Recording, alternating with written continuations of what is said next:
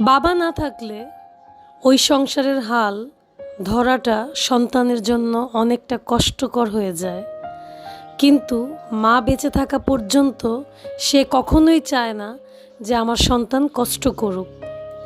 হ্যাঁ, আজকে এতগুলা দিন পরে ছেলে বাসায় এসেছে, কত কী না নিয়ে এসেছে নিজের তিল তিল করে জমা টাকা থেকে। কিন্তু আমি তো মা, আমি চাই যতদিন আমি বেঁচে আছি ততদিন যেন সে তার নিজের ইচ্ছা, নিজের শখগুলি আমার মাধ্যমে পূরণ করে। কিন্তু বাবা ছাড়া দায়িত্ব তো একটু না একটু নিতেই হয়, তাই না? এই জন্য আজকে 28 দিন পরে আমার ছেলে নিজের জমা টাকা থেকে তিল তিল করে এগুলি নিয়ে আসছে মার জন্য, বোনের জন্য, সবার জন্য। যেন দেখেই মনটা ভরে যায় আসলে।